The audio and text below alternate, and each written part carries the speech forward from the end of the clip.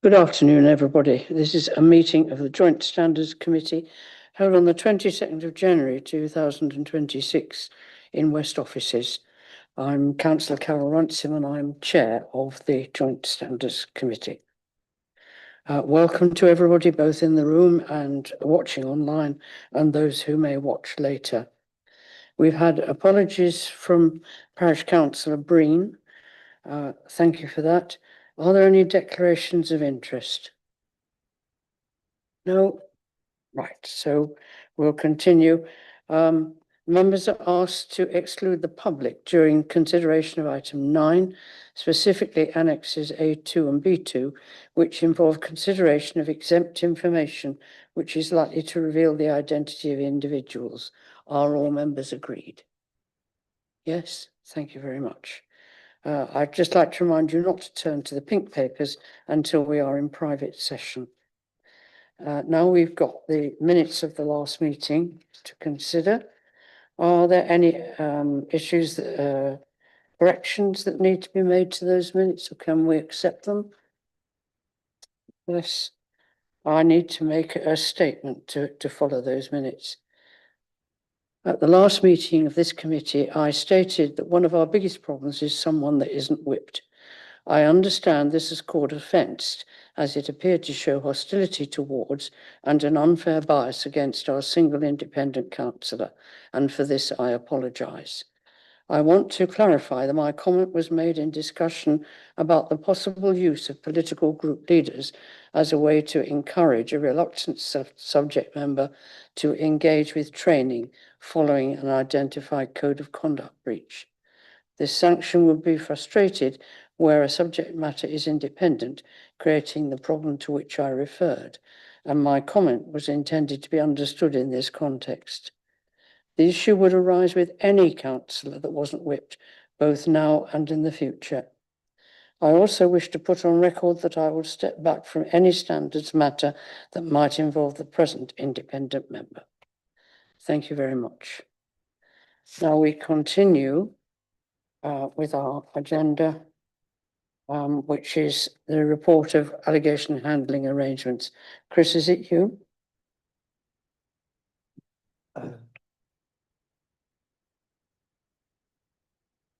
Yes, this is following on from the presentation of a redraft of the Appendix 29 to York's Constitution. It was first before the committee on the 1st of December of last year at the last hearing. And at that meeting, matters were not resolved and it was put over for further review to be dealt with again today. The report is much as was presented at that meeting. There was an opportunity for anybody, if they wished to offer any edits or comments in relation to the draft as it currently stood, following on from the meeting.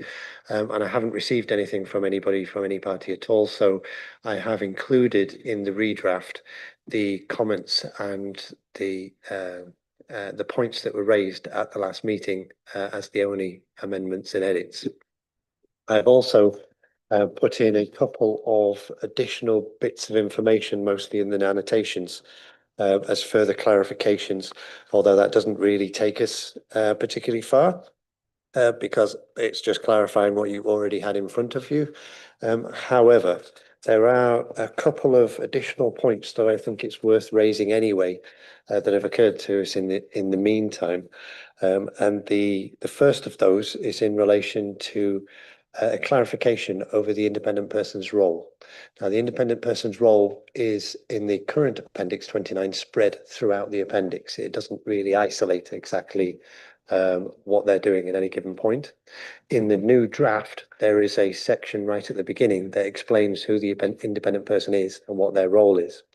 It makes it very clear that their purpose there is in consultation to assist with the decision makers as they go through the process, whether that be the monitoring officer, deputy monitoring officer, anybody assigned by the monitoring officer, or ultimately the committee themselves.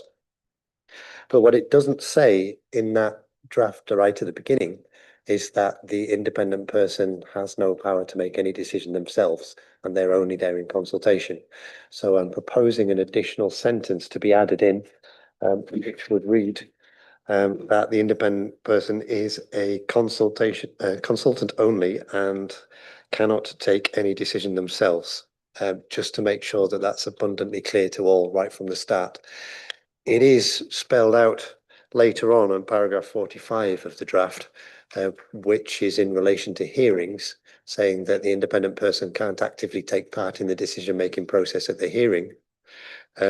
But adding it or repeating it right at the beginning is perhaps better for clarity for anybody approaching this document for the first time.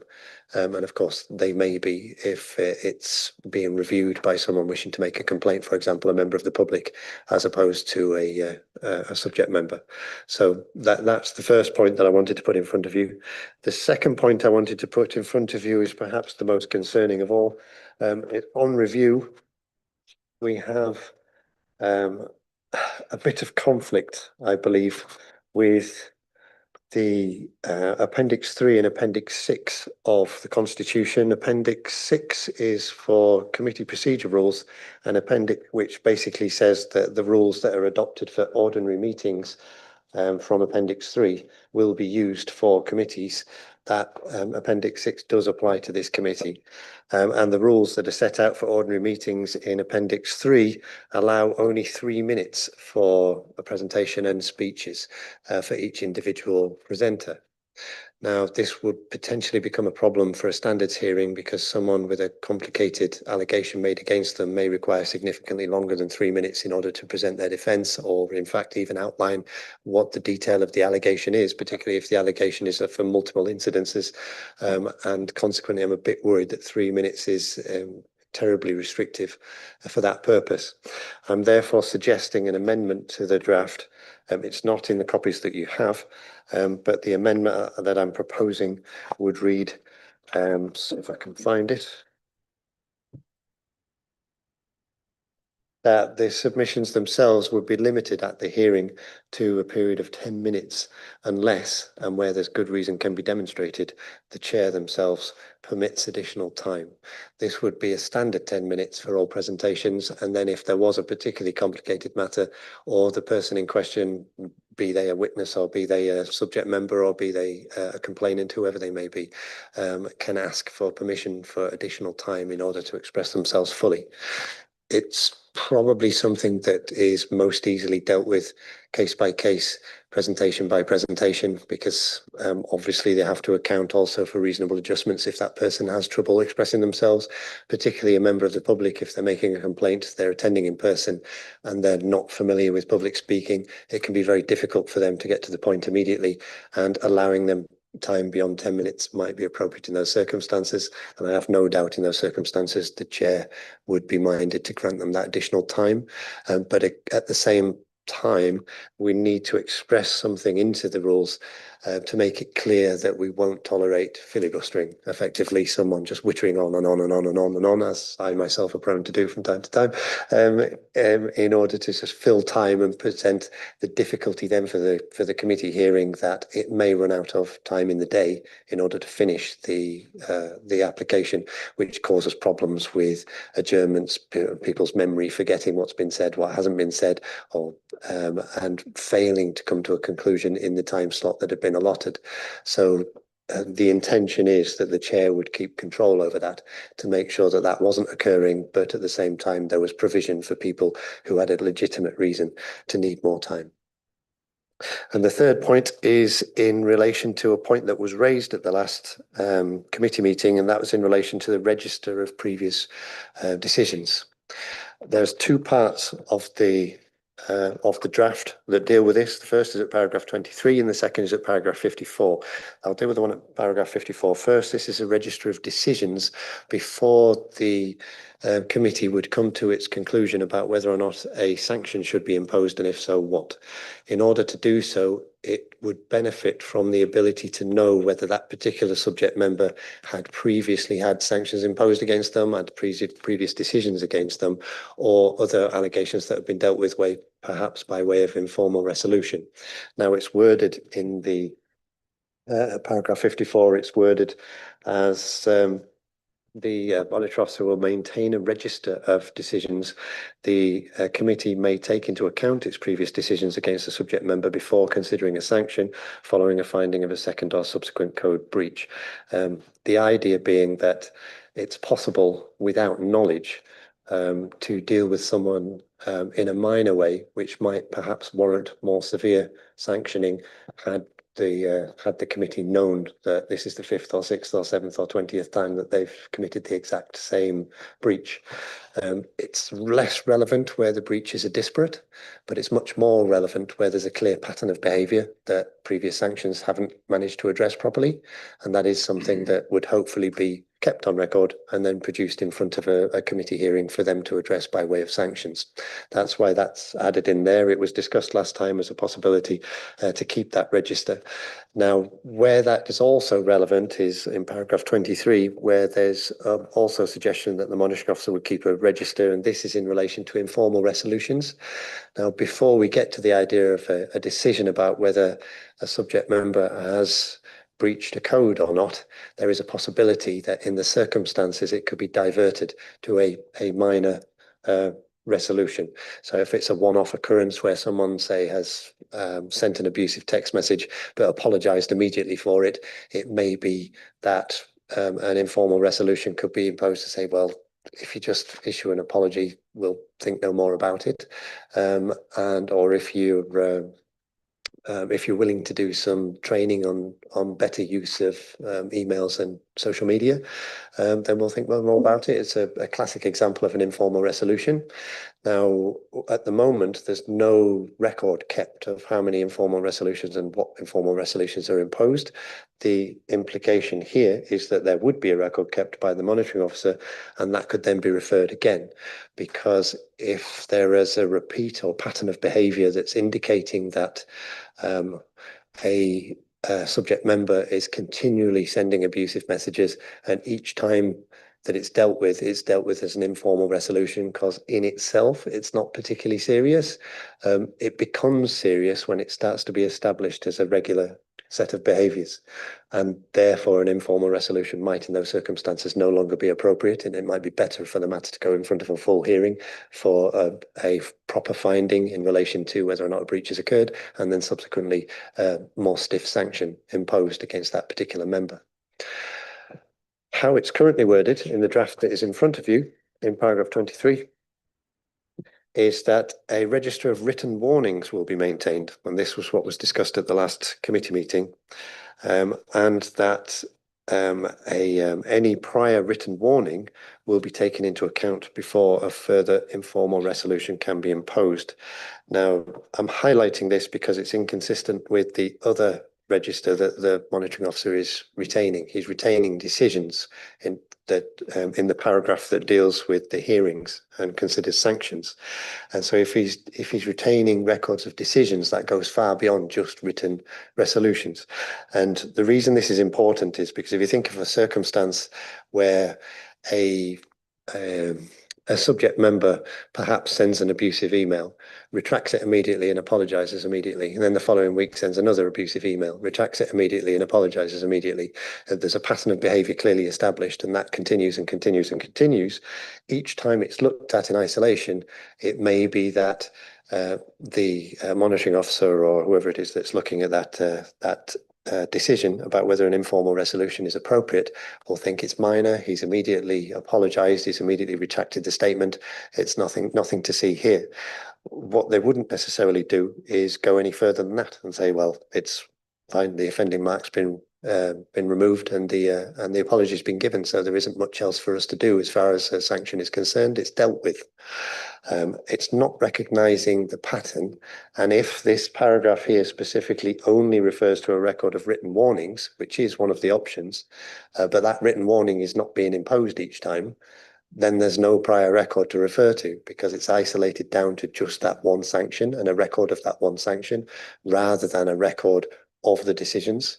So the disparity between those two paragraphs is evident, and it will be my suggestion that they should be identical in that the monitoring officer should keep a record of decisions, which would include all informal resolutions as well as decisions in relation to a finding of a breach and also any more formal sanctions that might be imposed following a hearing. So with those 3 points raised. Other than that, we're in the same position that we were in on the 1st of December. Does anybody have any questions or anything else they'd like to raise with me about what's presented in front of them, or anything they would like clarified? Anybody? Yes, Chris. It's something entirely new, actually, because I said before, I think this is all excellent, and I can't really add a great deal or change something. It's really good. All I was going to say is, when people are told a complaint is not in scope, I would like to suggest to be made more clear to them: the complaint made against you is not in scope, therefore we're not, doing anything with it. That doesn't mean say you're in any way guilty or not guilty, because at the moment, I think what we tell people makes it sound to them like the complaint is not in scope, and therefore you've got away with your terrible behaviour, rather than us making it clear to them that the complaint's not in scope, so you've not been found guilty or not guilty. I'm not entirely clear the point that you're making. I appreciate that when you're making an initial gateway decision about whether or not the matter is in scope, what that really means is, do we have the legal power to look at it? And we can't if it's, for example, behavior that is in someone's personal life. We can only look at it, and there's a common occurrence where someone might be terribly reprehensible in the way they're behaving in their personal life, but it's got nothing to do with their position as a member. Where we were responding on a decision to a complaint, in my experience, the explanation that goes out with that decision, that it's not in scope, explains that the reason it's not in scope is because this relates to that particular member's personal life. It's not part of what they're doing as a member. It's not part of their responsibilities as a member. It's not connected to. Consequently, it isn't. This is where my confusion arises, because I'm not sure it's something that needs to be in Appendix 29 as part of the rules and regulations for what we're doing. And it's a valid point that the person that's making a complaint needs to understand, if they don't get through that threshold gateway, they need to understand why they didn't get through that threshold gateway. Since I've been at York, my experience where that's happened has been an email with a full explanation for why it didn't get through that threshold. But I take your point that could be tidied so that there's a almost standard paragraph at the end indicating that this is not an indication of whether the council has done something reprehensible or not. It's merely that we don't have the power to deal with it. Yeah. Is that what you mean? I'm thinking from the point of view of the person who is complained against, that they will basically get an email or get correspondence saying there's a complaint made against you, and then they're later told potentially the complaint is not in scope. And to me, that sounds a bit like you have done a bad thing, but it's not within scope. The classic thing would be somebody, making an offensive comment or something like that, an offensive statement. Yeah. And then it's not in scope because they weren't doing it as a parish councillor or a city councillor. I don't think we make it as clear as we could do. The complaint is not in scope, therefore we've not gone any further. You're not guilty, or you're not guilty. It's just the complaint is not in scope. I think it sounds, when we put it to people, the complaint is not in scope, therefore we're ignoring what you've done. It's representative of, sorry. I think I can see exactly what you're saying, Chris, and I think it's a tricky one. We may need to leave Chris to think about it, but the not in scope bit is the bit that some people won't understand, I think, because it's language which we understand because we're part of the committee, but not everybody does. Do you want to say a bit more, Chris? I think it's indicative of a slightly larger issue, and the larger issue is a misunderstanding about the way decision making happens through this process. That when it comes to a decision about whether a breach of the code of conduct has occurred or not, can only be made at that final hearing. It can't be made before then. Any of the other decisions before then, whether that is a decision not to take the matter any further, whether it's a decision that it's not in scope, whether that's a decision that an informal resolution will be imposed, or even a decision to investigate further, but then that comes to nothing.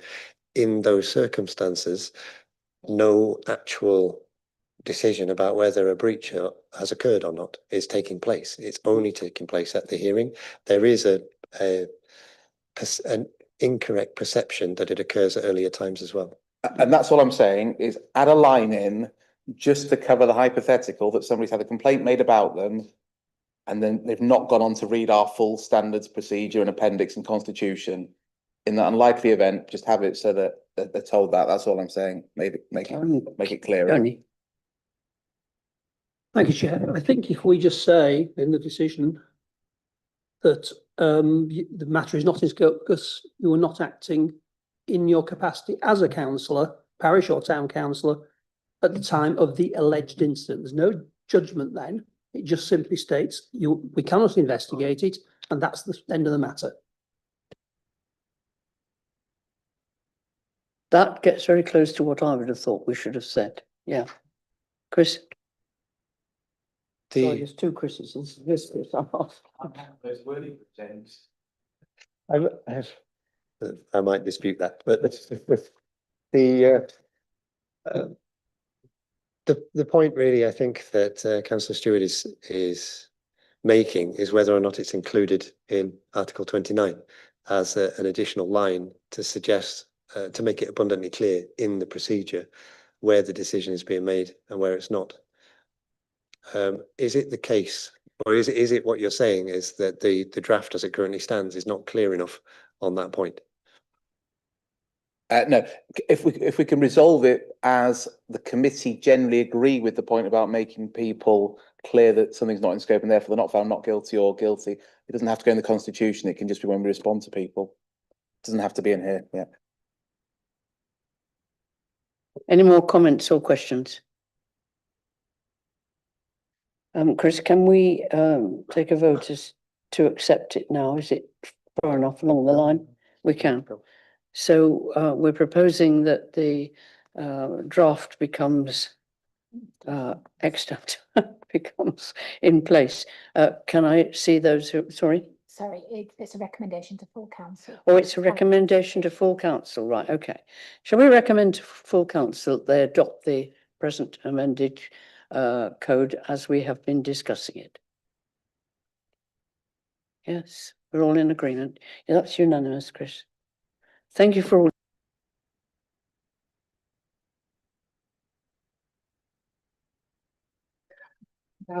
No.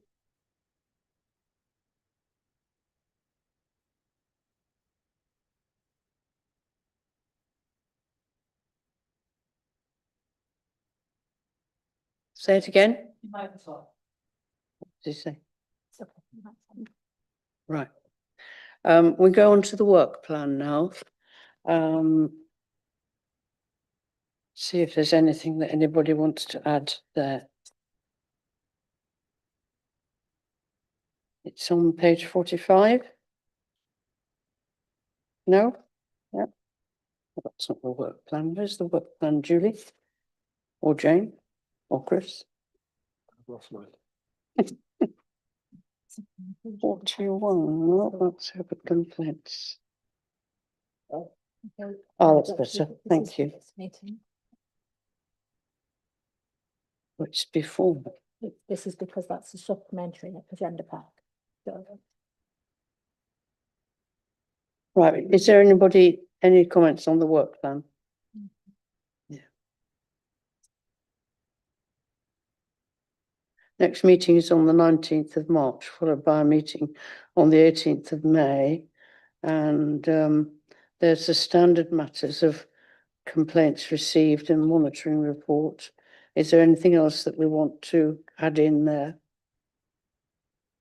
We could put in the parish council liaison. That's something that we've been hanging on to for a while. Yeah, yes. In addition, Chair, we should have the report from the working group, which will provide details of the member induction work we've been working on. Oh, so that yeah. should be ready to report. That as well. Yeah. Yeah, okay. Yes, we need that there because it may have been too late. Yeah, just for members' information, there's been a subgroup that's been looking at the member induction plan, also member training. We've done a plan for the next 12 months, but then we're doing a more detailed and we're looking at a complete revamp of member induction to coincide with the all-out elections in 2027. Good, thank you, Julie. Are we happy with that work plan? Yes. I've had no urgent business, so we will go on to the white papers of the monitoring report. Who's speaking? Chris? Julie? Am I presenting? Just before we move to private session, obviously it contains an overview of the current open complaints for members' consideration and ones we've managed to close since the last meeting. Following a request from this meeting, we've also added a new column in that shows Appendix C, that if we have closed complaints and we have put resolution forward, whether that resolution has in fact been enacted. So we thought we would go back for 12 months. So what's presented to you is the last 12 months of closed complaints, the resolution, and whether in effect it has been enacted. And as you can see, either a letter's been sent or mediation. So the committee should have assurance that where there has been a resolution, that it has actually been enacted. Thank you.